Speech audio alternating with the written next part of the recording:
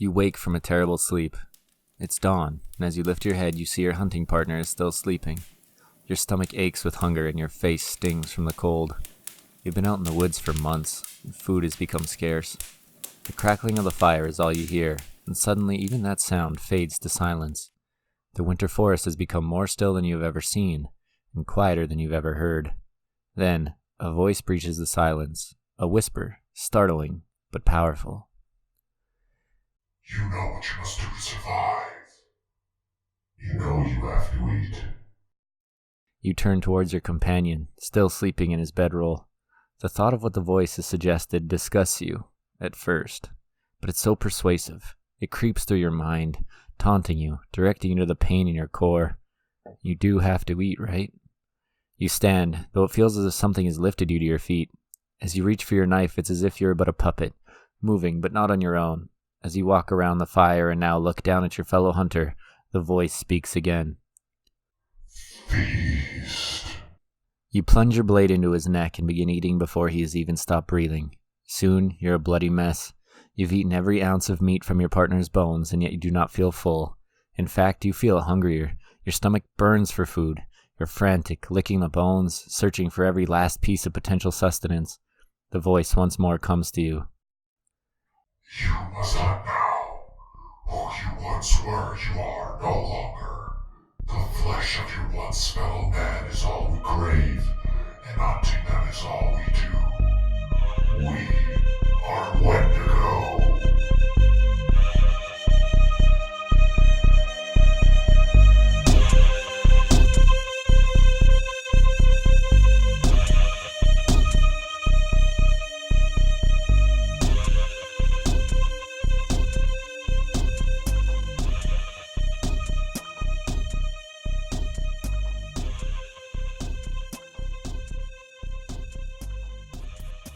Good evening, ladies and gentlemen, and welcome to the Lone Crow Podcast. I'm your host, Douglas Mackay. Tonight, we'll be taking a look at a creature from Native American folklore known as the Wendigo. But before we dive in, let me quickly give you a better idea of who I am and what I like to accomplish with this podcast. As I stated, my name is Douglas Mackay. I'm a pretty average guy from Alberta, Canada, and for most of my life, I have had a deep fascination with all things weird or creepy. I've dealt with anxiety since I was a kid, and in a way I think that kind of grew into an almost unhealthy interest in the things that scared me. This podcast is my way of starting a conversation, and if you're listening, consider this an invitation for you to join me in this talk on terror. See, scary stories have always been my favorite kind of story to tell, and to hear. There's something special about the way a good scary story can get into your head, the way it can get your heart pumping and adrenaline flowing, all while you sit quietly and listen. I want to tell the stories we've all heard, and I want to tell the stories that have never reached a larger population. So, quick summary, this podcast is for telling stories, and looking at what makes them such good stories to tell, as well as discussing the darker, creepier aspects of life. Now, with introductions out of the way, let's get back to it. What is the Wendigo? In Algonquian folklore, the Wendigo is a mythical man-eating creature or evil spirit said to live in the forests of the Atlantic coast and Great Lakes regions of Canada and the United States. It's associated with the harsh cold winters of the region that it's said to reside in. Fears of Wendigo would be at their height in the middle of a long stretch of intense cold when food was scarce and people struggled to survive. Basil Johnson, an Ojibwe teacher and scholar from Ontario, Canada, described the creature as follows. The Wendigo was gaunt to the point of emaciation, its desiccated skin pulled tightly over its bones. With its bones pushing out against its skin, its complexion the ash gray of death, and its eyes pushed back deep into their sockets, the Wendigo looked like a gaunt skeleton recently disinterred from the grave. What lips it had were tattered and bloody, unclean and suffering from suppurations of the flesh. The Wendigo gave off a strange and eerie odor of decay and decomposition, of death and corruption. The Wendigo has many different descriptions across the different tribes that told of the creature. The Algonquin described the 15-foot-tall skeletal corpse-like monster with a heart of ice. It has glowing eyes, sharp teeth, and an overly long tongue. Its hands have long, sharp claws at the tips of its slender fingers. Other tribes tell of large skeletons made entirely of ice and snow. The Wendigo is believed to possess extremely sharp senses, its eyesight, smell, and hearing more sensitive than that of any man or beast. The Wendigo is also excessively fast, moving so quickly that it can't be seen. There are also stories of the Wendigo mimicking human voices, luring its prey deep into the woods to be feasted upon. Legend also speaks of an illness known as Wendigo fever.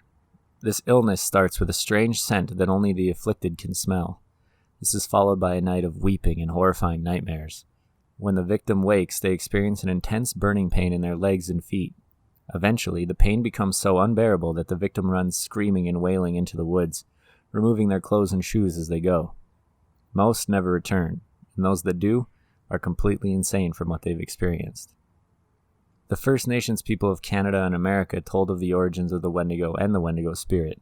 It's believed that consuming human flesh due to starvation or for more disturbing reasons would begin the process of transforming into the Wendigo. Cannibalism wasn't seen as the only invitation to the spirit, though. Any form of greed or overconsumption of resources could call the spirit to you for possession. Others told the story of a native warrior who, in desperation to protect his tribe, made a deal with an evil spirit. He gave up his human form and his human spirit to become the fierce Wendigo, fighting opposing tribes for his people. When the wars ended and the tribes became peaceful once again, they had no need for such a creature, and the warrior was banished to live in solitude in the forest. Some reports of the Wendigo make it out to be more closely related to the Banshee folklore of Ireland. Reports of a Wendigo persisted near a town called Roseau, Minnesota, through the late 1800s to the 1920s. Each time it was reported, an unexpected death followed, until eventually it was no longer seen. So, why were Wendigo stories told? Some researchers believe that the Wendigo was a way to keep people from resorting to cannibalism, but not just because of the morality of it. So cannibalism presents many dangers to the one doing the cannibalizing as well. There's an illness called Creutzfeldt-Jakob disease, similar to the more widely known mad cow disease. It is a neurodegenerative disorder that slowly destroys pockets of nerve cells in the brain. It would start with the loss of limb control, as well as control of your emotions. Within a year, you would be on the floor, unable to move, feed yourself, or control your bodily functions. CJD can be passed on by consuming infected brain matter.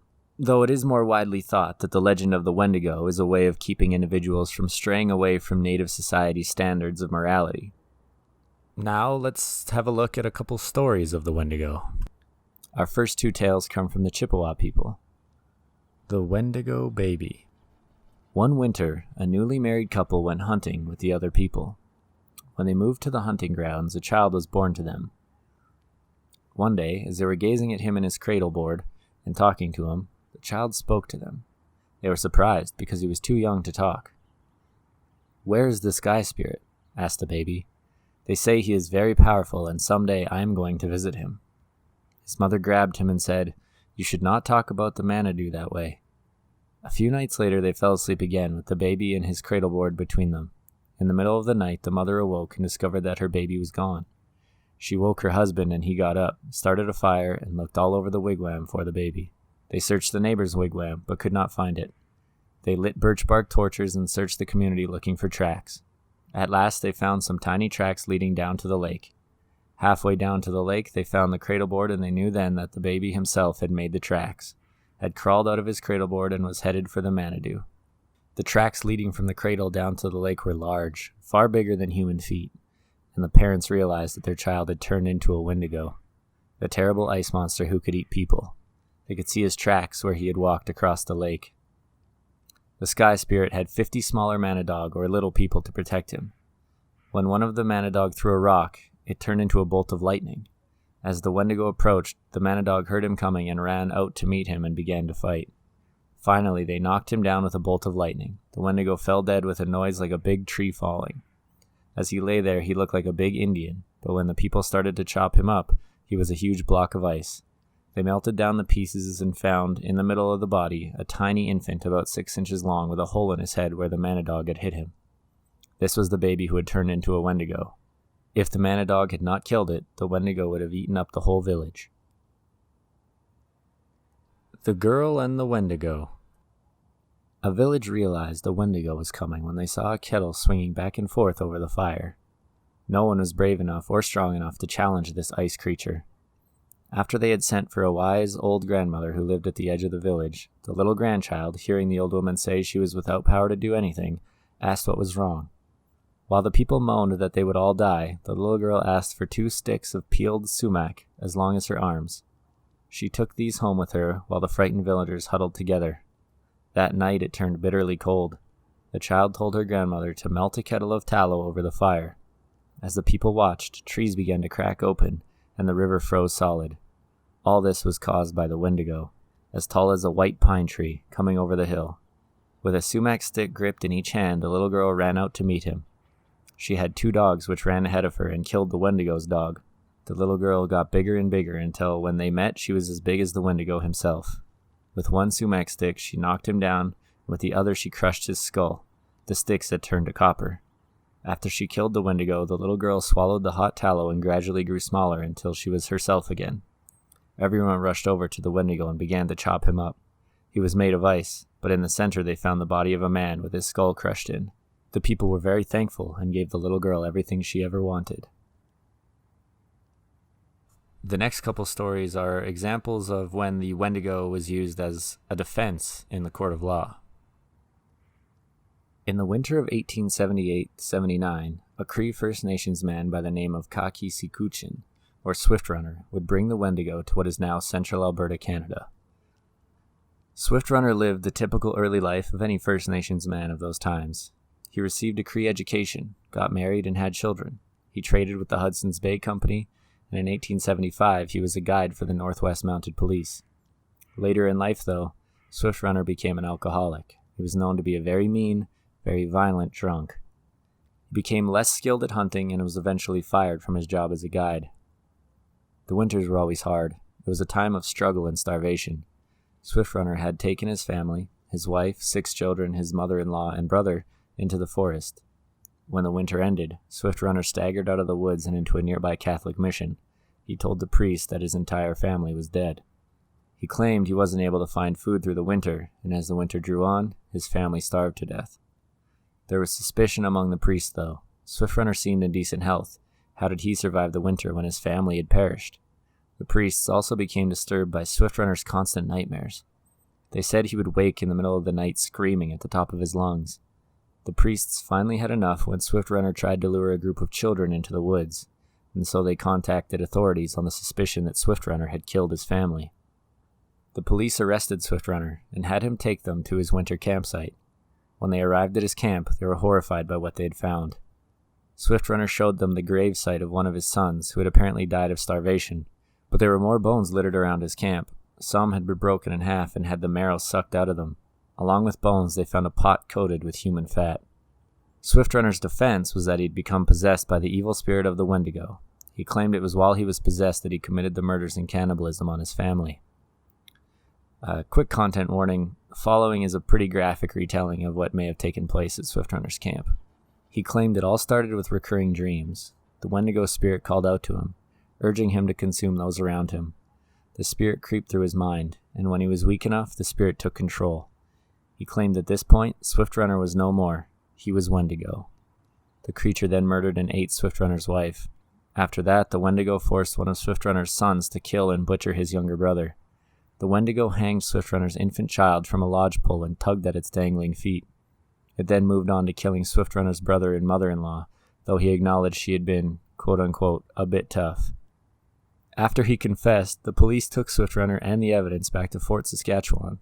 The trial began on August 8, 1879, and Swift Runner was sentenced to be hanged. Swift Runner went to the gallows, never denying what he had done, and was executed by hanging on December 20th, 1879. Along with the Wendigo, there were Wendigo hunters.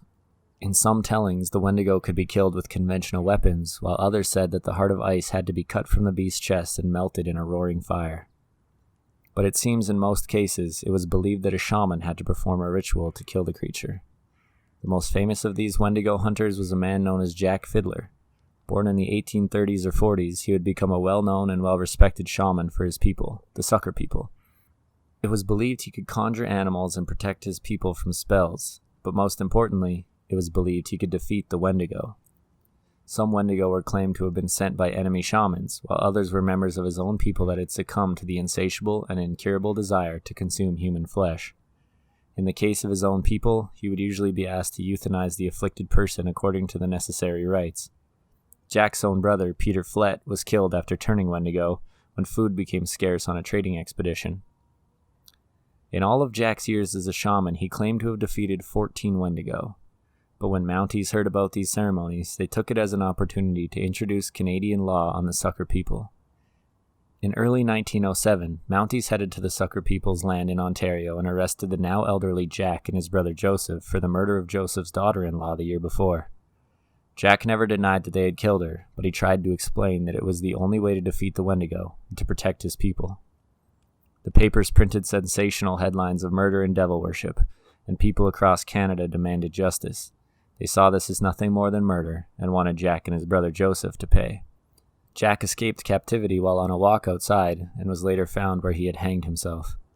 Joseph went to trial, and though the traditions of his people were explained to the court, he was convicted and sentenced to death. Later appeals secured his release, but they came too late, as he had passed 3 days prior to the order in 1909. I want to quickly discuss how the legend of the Wendigo has evolved over time as well.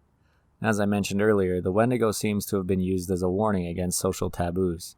Greed, selfishness, murder, and cannibalism, if practiced by one or more members of a society, can hold that society back, or even worse, destroy it.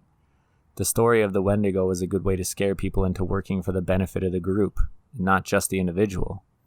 According to Sean Smallman, author of Dangerous Spirits, The Wendigo, and Myth and History, quote, "It was a means of defining moral social behavior, which could serve as a warning against greed and selfishness," unquote. But as First Nation societies grew and changed with the march of colonialism across North America, so too did their legends. Many Native peoples still see the Wendigo as a warning against greed, but now it has more to do with the excesses of capitalism and colonialism than cold winters and fear of starvation. I think this is important to note because we can learn a lot about our society simply by looking at what it fears. When Native people struggled through long, cold winters, they feared starvation and isolation. They feared greed because it put the individual above the group, which could tear a tribe apart or destroy it from within. As time went on, Native people had something more threatening to attribute the Wendigo legend to: European colonization, settlers taking their land, consuming their resources, and in many ways destroying the culture that the Wendigo was born from. Now, in the early 20th century, the Wendigo made its way into the vocabulary of Western medicine. Wendigo psychosis was used by early psychiatrists to refer to a mental condition where the sufferer became possessed by cannibalistic desires, and it was believed to be localized in northeastern First Nation tribes. Oblate missionary J.E. Sandin was the first to use the term in the 1920s, while working in a Cree community in the western James Bay area. He met a woman that believed she had seen strangers that wanted to kill and devour her, and so she isolated herself to avoid killing those strangers out of fear. Sandin referred to her condition as a psychoneurosis, a mental or behavioral disorder characterized by anxiety or depression. Over time, the condition became known as Wendigo psychosis. Now, if you're like me, you're wondering how her condition can be labeled Wendigo psychosis when she never expressed any cannibalistic desires. The long and short of it is, Wendigo psychosis probably isn't its own mental disorder. Chances are Wendigo psychosis was a symptom of a more well-known mental illness, being influenced by cultural fears. Similar to how if someone that practices some form of religion falls into a psychosis, they're more likely to experience delusions directly referencing their religious beliefs. So what makes the Wendigo scary? These stories have persisted in folklore for centuries, and I think there's a good reason for that. Whether these legends were based on real sightings or used to frighten people away from the darkest taboos of human society, they lasted because they were effective. The legend of the Wendigo combines a variety of elements that help to strike fear in anyone hearing the story. Even though some of the legends varied between tribes and evolved over time, they all capitalized on some of the most basic fears of mankind. Of course, you have the always impactful, grotesque monster. The Wendigo always being described as some twisted version of man is an easy way to trigger a deep reaction in anyone. Even today we can see it in body horror. There's something horrifying about seeing the human body being violated or mutated into something unnatural. Then there's social isolation, especially in a time where being a member of a tribe greatly increased your chances of survival. Being cast out could mean life or death. The fear of isolation is still a part of us today. We know that humans are better off psychologically when we can interact with others, and losing that social interaction can lead to a loss of our sanity, which is another deep fear for many people, the fear of losing our minds. I don't think it's just that, though. Surely losing your mind would be horrible. Mental illnesses of any kind are never easy to deal with, but I think what comes inherently with the loss of sanity is the loss of control of ourselves. For me personally, the idea of possession or even something as benign as hypnotization has always made me uncomfortable. The idea that I would no longer be in full control of my mind or body is an unsettling thought. Now, I want to end each episode of the podcast with some places where the topic of the episode can be found in pop culture. When one of these topics really grabs my interest, I like to look for other ways I can experience it, movies, video games, or books, for example. Some literature on the Wendigo can be found online. The Wendigo by Algernon Blackwood is available for free on the web. The Stephen King books, Pet Sematary, and The Girl Who Loved Tom Gordon both feature the Wendigo as an antagonist. And one of my favorite examples of the Wendigo in video games is a game called Until Dawn. By mentioning the Wendigo, it's kind of a spoiler, but it's been out for almost 4 years. It's definitely worth a playthrough if you're a horror fan. It's a slow burn, but I really enjoyed it. In the process of researching the Wendigo, I found a game on Steam called The Wendigo.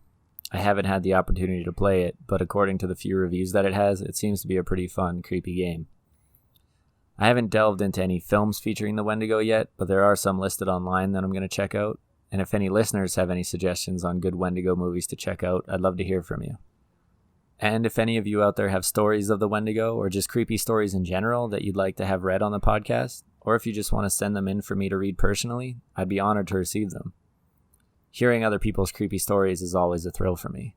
Just leave me a note in the email of whether you'd like me to read your story on the podcast or not. To send in your story, email me at lonecrowpod@gmail.com. That's LONECROWPOD@gmail.com. You can join the murder on Twitter or Instagram at lonecrow_pod, or follow me on Facebook. Just search the Lone Crow Podcast. I'm Lone Crow on YouTube, and you can subscribe to see the horror projects that I have planned for the future. And lastly, I just want to say that I look forward to hearing from you and building a community we can all enjoy as fans of fear and the things that make us feel it. Thank you all very much for listening, and I'll see you on the next episode of the Lone Crow Podcast.